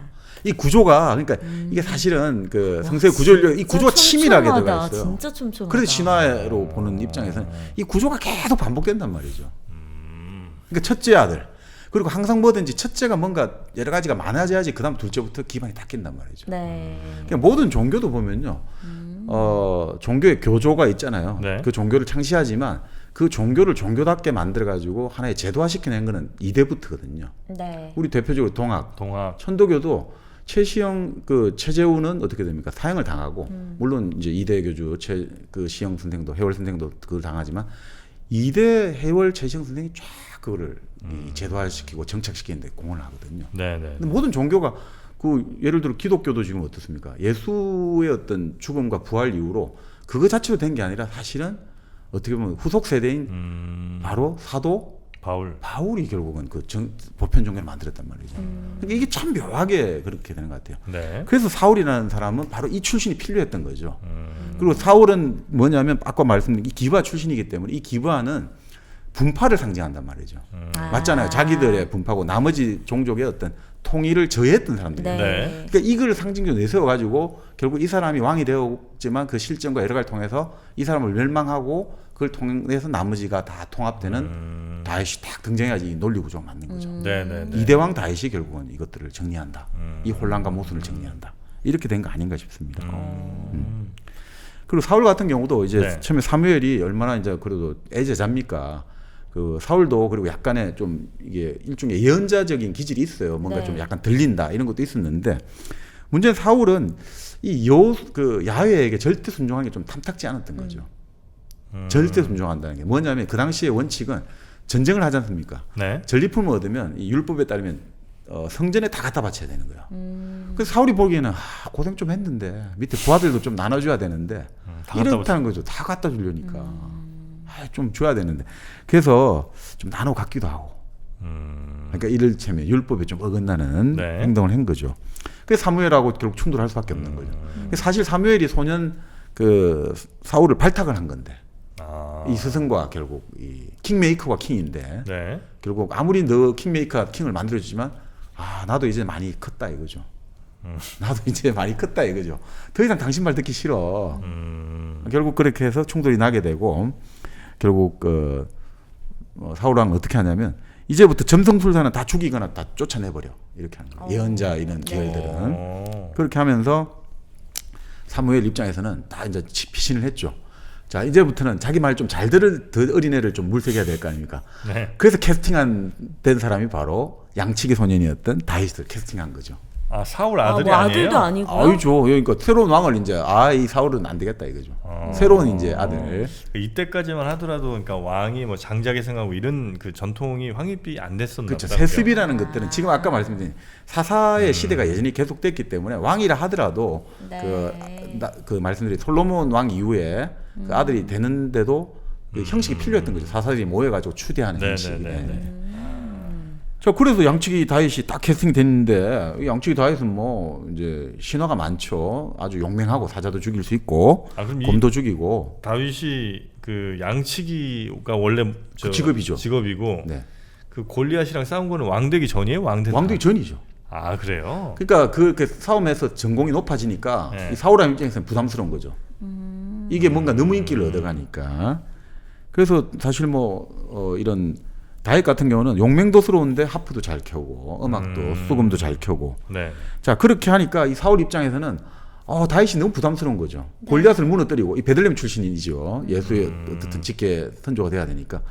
그런데 이 뭔가 자기도 사실은 이제 신 앞에서 내가 뜻하지 않다고 괴로워하는데 그 와중에 이제 다윗이라는 아이가 너무나 이제 막 이제 흔히 말하는 계속해서 부상을 하는 거죠. 네. 그리고 자기 궁전에 왔는데 자기 아들 딸들도 너무 좋아하는 거예요. 다윗을? 네. 그러니까 자기 총애하는 아들도 다윗하고 완전히 이제 막 너무너무 좋다. 얘하고 내가 의형제 하려 되고 다윗의 딸도 완전 다윗을 보고 한눈에 반해가지고 다윗의 이제 여친이 되고 이게 너무 싫은 거예요. 왜 쟤만 다 좋아야 할까? 그런 와중에 우리가 말씀드린 바로 팔리스티아 네. 그 골리앗하고 싸움해가지고 다윗이 멋지게 이제 이기는 거죠. 우리 아시다시피 돌팔매 네. 물매로 이기게 되고 그러니까 이게 더 미워지는 거죠. 갈수록 밉다 하니까 더 미워지고 그래서 사울은 우울병에 걸리게 되는 거예요. 요즘 현대식으로 치면. 네. 그래서 다윗을 계속 죽이려고 노력을 해요. 근데 다윗은 계속 이제 몸을 피하고 네. 그리고 사울 왕을 다윗이 2번이나 죽일 수 있는 기회를 얻거든요. 그럴 때마다 다윗은 안 죽여요. 그리고 다윗 그 사울 왕에게 말을 하거든요. 내가 당신을 얼마든지 죽일 수 있지만 안 죽이지 않느냐. 왜 그러느냐. 의심하지 마라. 네. 그러니까 참 이 사람도 정말 이게 이 자기가 그런 정말 얘를 미워해서 안 된다는 걸 알면서도 안 되는 거죠. 마음이. 그 와중에 결국은 어떻게 되냐면 사무엘은 세상을 떠나게 되고 네. 다윗은 결국 지금 계속해서 이게 위험하니까 결국은 도망가는군요. 도망갈 수밖에 없죠. 근데 다윗이 이제 사울의 딸이 있었는데 그 딸에게 실증이 나가지고 그 자기 사울의 딸 미가를 자기 친구에게 양도를 했다고 나옵니다. 여기는 그때 보면 양도라는 표현을 씁니까? 무슨 부동산도 아니고. 근데 그렇게 나옵니다. 네. 지금과는 매우 다른 시절이었으니까요. 근데 뭐 20세기에도 그런 일이 있었죠. 일본의 네. 그 아주 유명한 문인인데 그 언제인가요? 20세기 초반 1920년 30년대인가? 그 술집에서 자기 친구하고 술을 마시다가 나 지금부터 우리 부인 누구누구를 내 친구 누구누구에게 넘긴다 해가 계약서 쓰고 서로 넘겨줬죠. 그런 일도 있었죠. 문학 하는 사람들 사이에서. 그러니까 20세기에도 이런 일들은 있었는데 옛날 얘기입니다. 옛날 얘기입니다. 네. 자 그렇게 해가지고 이제 결국 그 친구에게 이제 사울의 딸을 주고 일종의 남편하고 사별했던 과수댁 네. 아비가일과 결혼해가지고 이제 다른 동네로 떠납니다. 아비가일? 네, 아비가일. 그렇게 했는데 이제 문제는 이 사람을 다른 사람이 많아요. 네. 근데 다윗을 다른 사람이 많은데 일거리가 없잖아요. 먹고 살 길이 없는 거예요.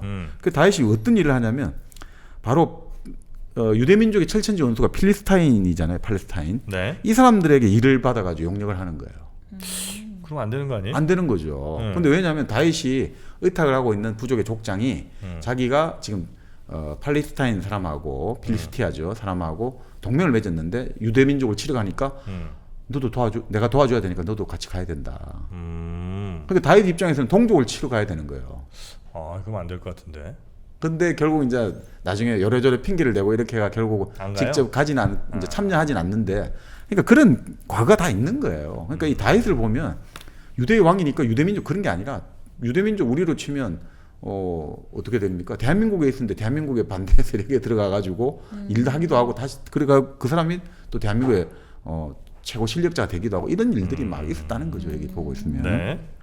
자, 그렇게 다윗은 이제 결국 그래도 결정적인 이제 참전 안 했으니까 예, 결정적인 힘은 이제 안 가진 거죠. 결국 그 전쟁에서 네. 아까 말씀드린 사울 왕이 전쟁에서 지게 되고 그러면서 결국 스스로 그 부끄러움을 못 이겨서 자결하게 되고. 아, 사울 왕이. 네.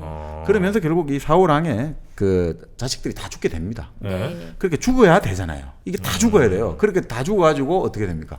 일단 일대 사울 왕의 모든 그쪽이 다 죽게 되면서 이제 다윗이 그 깨끗해진 아까 모세가 들어가는 것과 똑같죠. 모세는 못 들어가고 여호수아가 들어가듯이 사울 왕이 이제 여러 가지 모든 이제 죄과를 다 떠안고 죽게 네. 되고 이제 그것을 다윗이 오르게 된다. 그 자리를 올라가지고 이제 유대를 40년간 다스리게 된다.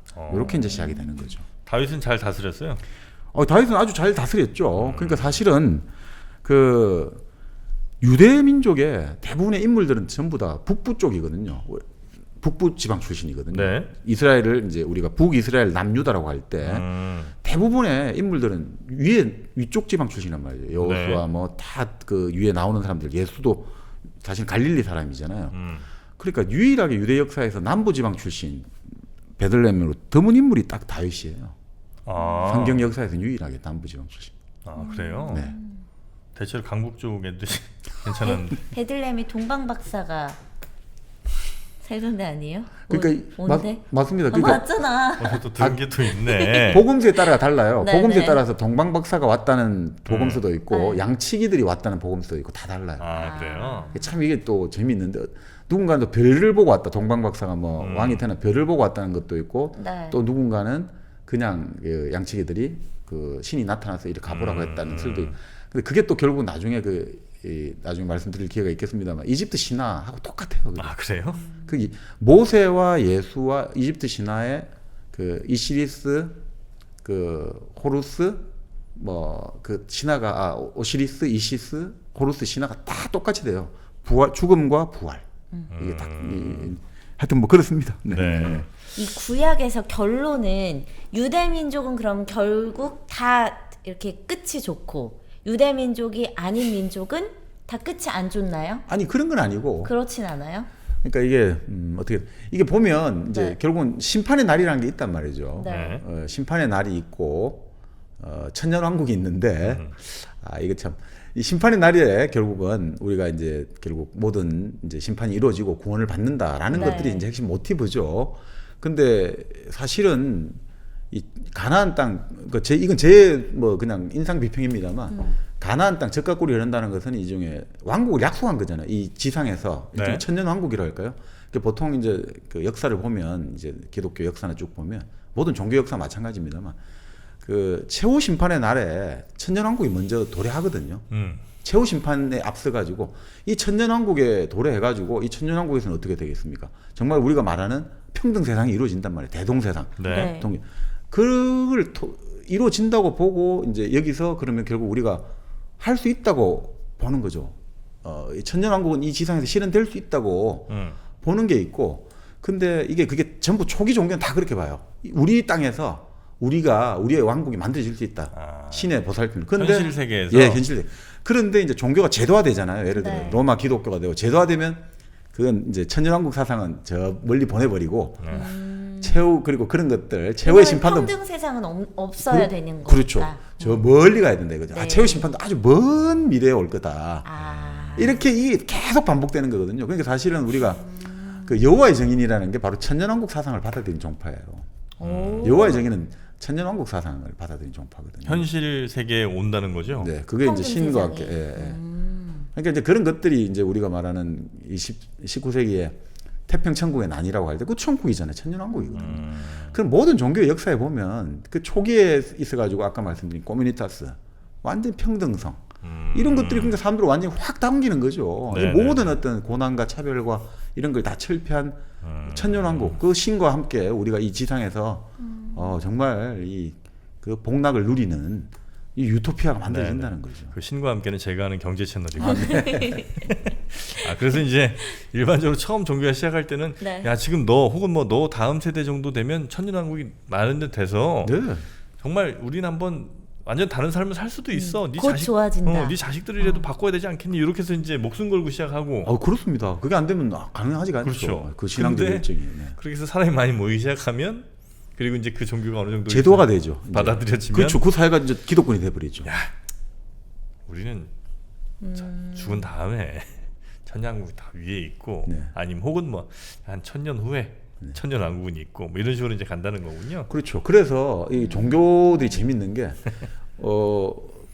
그러니까 기독교 가톨릭에서 제일 중요시한 게 성부, 성자, 성신 삼위일체잖아요. 네. 그러니까 이 어떻게 보면 성부, 성자, 성신을 각각의 신으로 본다면 이 신이 동등하다고 보거든요. 그러니까 신들을 동등하다고 보는 데서는 지상에서는 아주 위계가 쫙 정해져야 되는 거죠. 이 동등한 신들 앞에 가려면 교회를 통해야 돼. 그러니까 이 교회의 어떤 그 뭐라고 해야 될까 성직자에 대한 어떤 경애와 존경과 복종 이걸 요구하게 된단 말이죠. 그런데 오히려 신들 사이에 위계가 있다고 보는 거 있죠. 예를 들어 가지고 예전에 이단으로 되었던 여러 가지 아리오스파라든지 이런 쪽은 예수의 어떤 인성을 강조하기도 하거든요. 그런 데는 어떻게 됩니까? 그러니까 제일 중요한 것은 결국 성부란 말이에요. 성부가 있단 말이죠. 주 여호수아가 있는 거죠. 네. 그리고 이제 성자가 있는 거잖아요. 그렇게 그걸 통해 가지고 되는 데는 결국은 이제 성부에서 이제 쭉 이렇게 이어져 온다고 이제 위계성이 있다고 본다면 네. 그러면 다 뭐 예언자들도 일종의 사실은 예수의 측면이 있다는 거죠. 예언자들도 성부의 어떤 형령을 받았기 때문에 네. 성부가 성령을 내려갖고 예언자 된 거예요. 거기에서는 뭐냐면 그러니까 모든 인간들은 사실은 다 동등하다고 보거든요. 그러니까 그런 것을 인정하지 않는 거죠. 그러니까 이게 묘하게 또 이게 참 재미있는 게 종교에서 어떤 신들이라든지 여러 가지 위계를 강조한 데는 사람의 신도들은 어떤 평등하게 되는데 네. 신들의 평등을 강조하는 교리에서는 신도들은 아주 위계성이 딱 부여가 되는 거죠. 그런 식의 어떤 대립 구조가 짜여져 있는 거죠. 네. 네. 하여튼 뭐 오늘 저 37번째 구약 성서 3부는 지금 여호수아 네. 영어식으로는 조슈아부터 시작을 해갖고 네.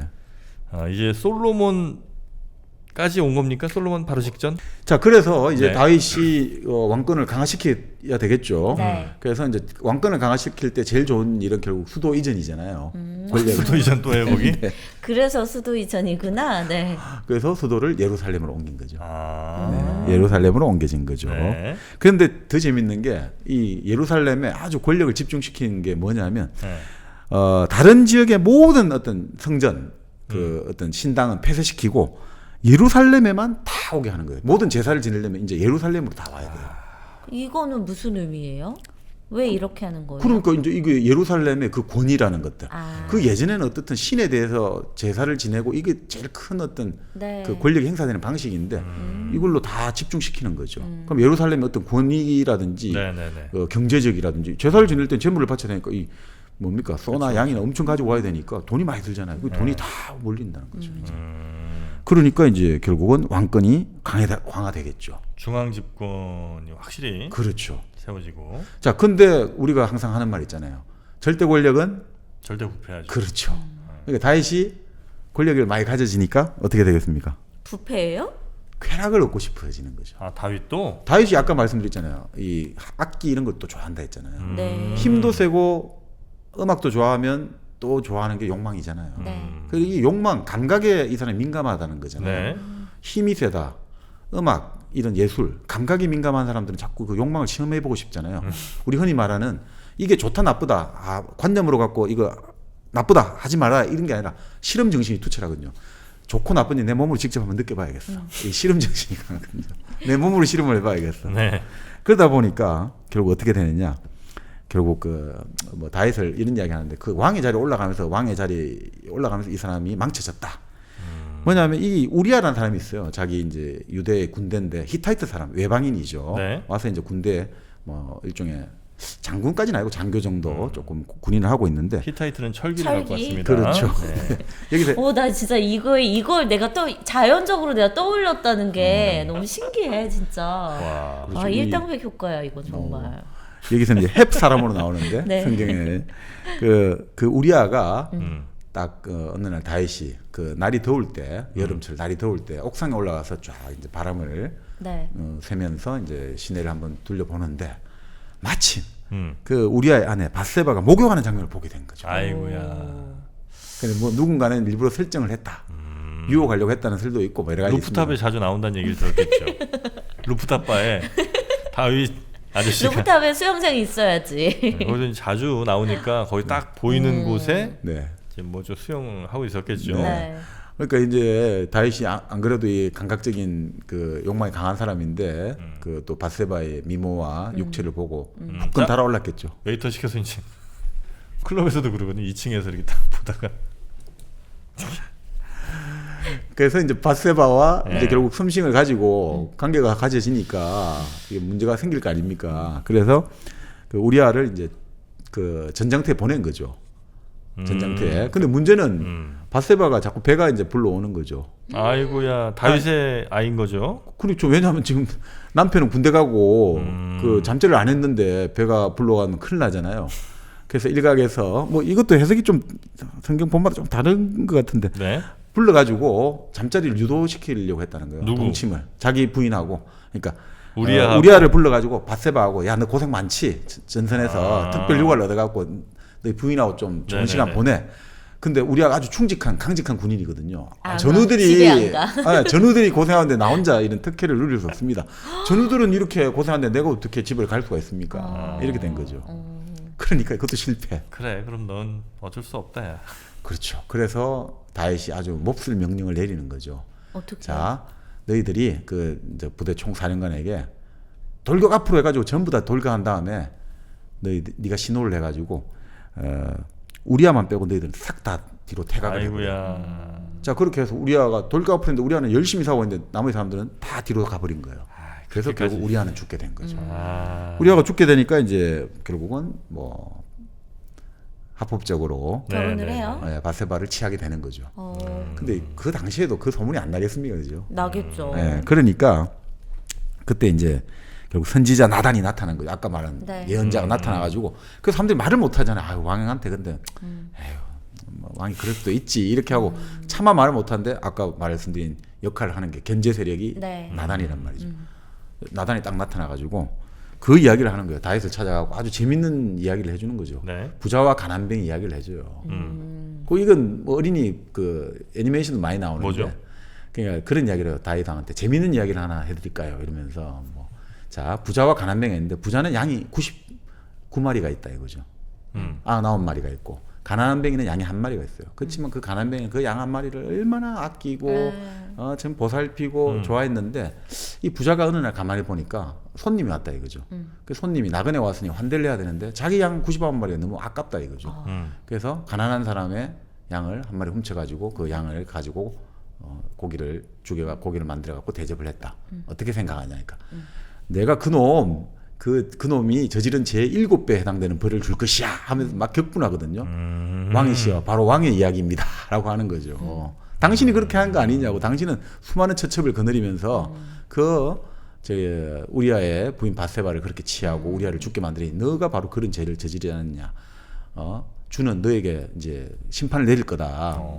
그렇게 해가지고 결국 너와 바세바 사이에 난 큰아들은 죽게 될 것이다 그게 누구예요? 큰아들이? 그 큰아들은 이름은 안 나더라고 죽게 되죠. 아, 그래요. 그래서 이제 다윗은 정말 참회를 하고 해결을 하게 되는 거죠. 네네네.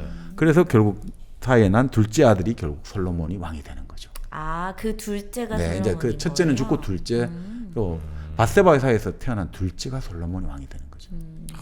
그래요.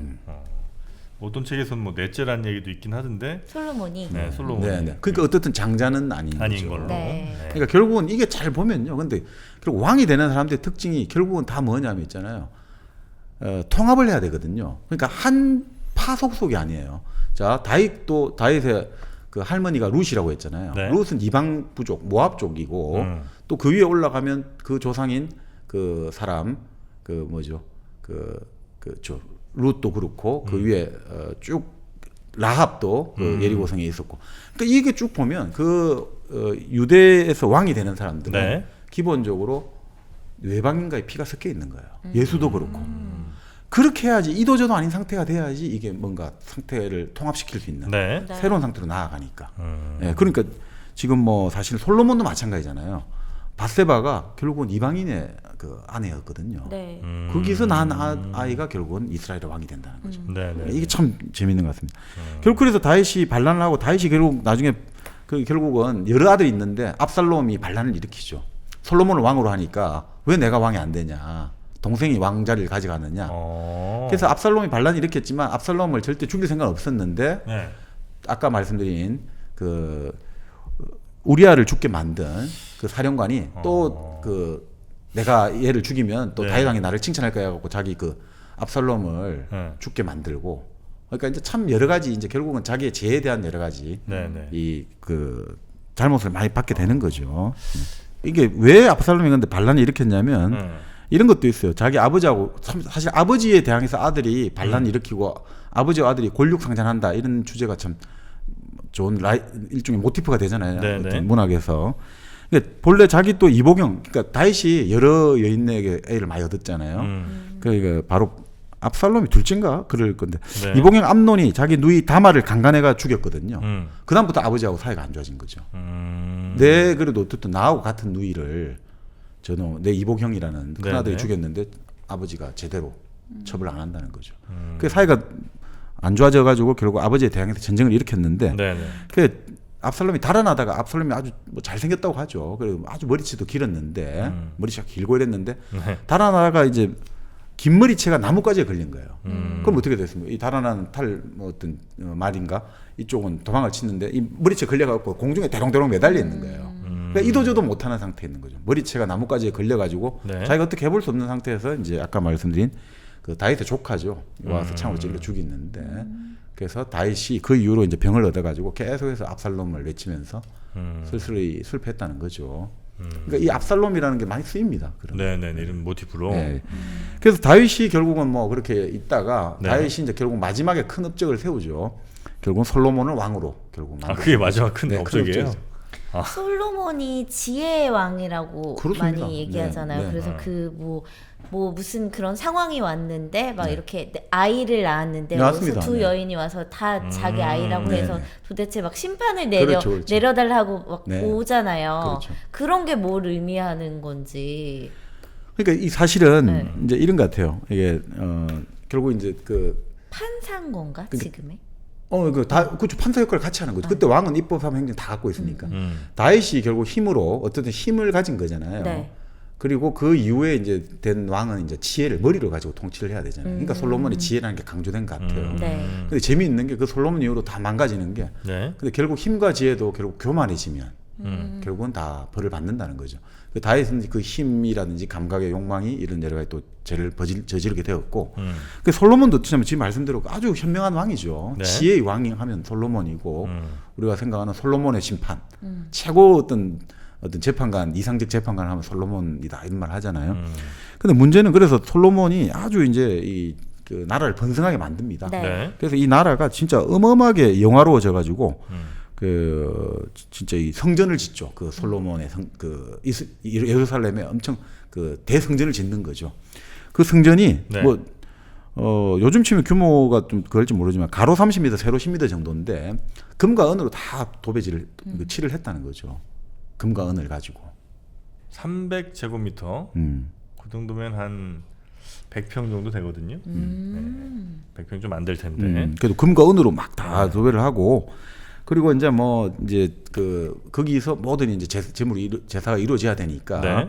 흥성흥성하고 막 하여튼 이 성전을 대성전을 결국 여호수아에게 바치는 그 여호와에게 바친 대성전이 이루어지니까 그 축제를 하는데 2주간 그 왕궁 축제를 하는데 2주간 소 22,000마리, 양 12만 마리를 잡아서 베풀었다라고 되는 거죠. 그러니까 막 얼마나 이제 이게 이제 부가 모여든다. 재물이 모여들고 이제 이 네. 나라가 진짜 이 사람들이 우리 이스라엘 세계 최고 이스라엘 뽕이 되는 거죠. 국뽕하듯이. 우리 이스라엘이야말로 이제는 완전 우리도 저 바빌론 저는 하나도 안 부러워. 이제 우리가 세계 제국이 돼. 이렇게 이제 완전히 막 목에 힘을 확 이제 세우게 된 거죠. 대체로 그 태조 그다음에 뭐 세조 그다음에 세종 네. 그 정도로 이어지는 그렇죠. 우리 조선 시대랑 약간 좀 느낌이 좀 비슷하네요. 그렇죠. 창업, 네. 네. 수성, 경장. 네. 이거 딱 비슷하죠, 그죠? 네, 그런 느낌입니다. 아, 그 수성하는데도 참 피를 어쩔 수 없이 이제 묻혀야 되는 사람들 그렇죠. 좀 있을 네, 테고. 네. 태종이 얼마나 많이 죽였습니까? 자기 그러니까요. 처남하고 뭐 네. 부하들 다 죽였잖아요. 그래야지 세종이 이제 그 정치를 할 수 있으니까. 네네네. 자 그렇게 했는데 그리고 이 사람은 기본적으로 이제 그 결국 돈을 버는 건 여기는 척박한 땅이잖아요. 네. 교육을 해야 되잖아요. 교육. 그러니까 외교가 중요하잖아요. 그래서 어떻게 하냐면 여러 나라 공조 혼인을 하는 거죠. 그래서 솔로몬의 처가 700명, 첩이 300명, 1000명의 여인을 거느렸다. 소가 700. 아 그래요? 첫 첩을 이제 1000명을 거느리고 있고. 어. 그러니까 근데 문제는 여기서부터 이제 교만이 싹 트는 거죠. 아무리 지혜로운 신이니까 충분히 내가 컨트롤 가능하다고 해서 솔로몬은 그 여러 나라 공주가 자기가 믿는 신이 있을 거잖아요. 네. 그 사람들의 신을 믿게 허용을 해준 거죠. 나 그만큼 관대하다. 네. 왜냐하면 내가 또 여러 나라 해야 되는데 나 혼자 고집할 수 없으니까. 네. 자 그러다 보니까 개인용 신전을 궁정마다 2개 한 거죠. 그 각각의 공주들이. 아 그래요? 그러니까 개방과 관용을 상징했지만 또 이게 이쪽에 볼 때는 완전히 이제 다시 또 야해를 근본을 까먹었다, 망각했다 이게 되는 거죠. 네네네. 그러면서 이제 결국 또 성전을 짓고 이러면서 또 주민들 노역을 심하게 할 거 아닙니까? 그런 여러 가지 불만. 본래 왕이 잘 살면 네. 그 밑에 백성들이 힘들거든요. 그러니까 사실 그런 이야기 많이 하지 않습니까? 세종 때 우리가 태평성대라고 생각하는데 세종 때는 오히려 그 저기 사군 육진 저 동북 지방이나 네. 압록강 쪽 개척도 해야 되고 또 외구도 다스려야 되고 이런 뭐 여러 가지 하면서 오히려 백성 살기는 힘들었다는 거예요. 아 그래요? 사실은 그 세종 다음에 성종 때가 오히려 살기가 편했지 세종 때는 힘들었다는 거죠. 마찬가지로 이렇게 뭔가 새로운 거 많이 만들고 제도를 안 들면 힘들어요. 하긴 업적이 많으니까 그걸 다 누가 하니 백성들이 그렇죠. 하지. 역사에는 그 사람이 이쪽에 나오지만 실제 백성들 민중이 네, 한단 네. 말이죠. 그러니까 이 민중들이 불만이 싹 트기 시작하는 거죠. 그렇지만 솔로몬 왕이 있을 때는 강력한 리더십. 네. 이 왕은 뭐 워낙 뛰어난 사람이고. 그러니까 솔로몬이 죽으면서 결국 그게 불만이 점화가 돼가지고 내전이 발발하는 거죠. 남부 북부가 싸움하게 되고 네. 그게 이제 지금부터 기원전 940년, 930년 요 사이에 결국은 이제 솔로몬이 죽으면서 남쪽의 유다 지파, 북쪽의 이스라엘 지파가 서로 완전히 이제 싸움하면서 이제 내전이 벌어지게 됩니다. 네. 솔로몬의 지혜를 얘기할 때 네. 사과는 말이죠. 지혜의 상징으로 참 우리가 많이 씁니다. 사과가? 뉴턴의 그렇죠. 사과, 오. 또 스티브 잡스의 사과, 네. 솔로몬의 사과, 베르름텔의 사과, 비렐름텔의 사과, 아, 그렇네요. 그리고 바로 에덴의 사과. 에덴의 사과. 이 사과가 우리 인류사에 이렇게 중요하다는 거예요. 그래서 그 사과의 전통을 이어받은 네. 영주 은하수 홍로 사과가 지금 여러분 바로 앞에 있습니다. 여러분이 클릭만 하시면 영주 은하수 맛있는 홍로 사과가 여러분의 집까지 도착을 하는데요. 네. 추석 선물용 사이즈별로 다 세트를 만들어 놓으셨으니까 그냥 여러분은 주문만 편하게 하시면 되겠습니다.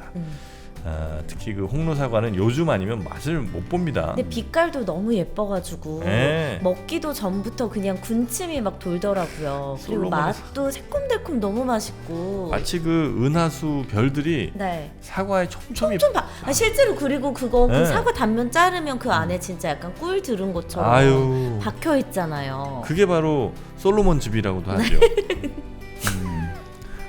그 사실 돈페리뇽이라고 네, 예전에 샴페인. 수도사들이 돈페리뇽 비싼 아주 거죠. 비싸잖아요. 네. 근데 본래 그걸 마시면 어떤 표현을 하냐면 별을 깨무는 느낌이라고 했거든요. 근데 사실 그 영주 원하수 사과즙이나 사과도 별을 깨무는 느낌이죠. 깨무는 느낌이다. 네. 자, 여러분 와, 우리 광고 퀄리티 갑자기 확 높아졌어. 이 정박님 들어오시면 뭐가 이렇게 달라져? 여러분 뭐 하십니까? 별을 네. 깨무셔야죠. 네. 영주, 은하수, 사과와 네. 함께 추석 선물 잘 보내셔도 좋을 것 같고요. 당연히 사과즙과 석류즙도 같이 판매하고 있으니까 다양한 방법으로 사과 즐기시면 좋을 것 같습니다. yjapple.com으로 들어가셔도 되고요. 아니면 저희 링크 걸어놓은 거 거기로 들어가셔도 되겠습니다. 자, 그러면 저희 구약성서 이야기는 네. 이 정도로 저희가 네. 마무리하고요. 네. 이제는 구약성서도 슬슬 정리해야 되지 않겠습니까? 네. 이어지는 4부에서는 구약에 있는 수많은 그 율법들 같은 것도 얘기 좀 해주시고 네, 네, 네. 그리고 구약의 마무리 좀 네. 부탁드리도록 네. 하겠습니다. 자, 그럼 저희는 37번째 구약성서 4부로 돌아오겠습니다.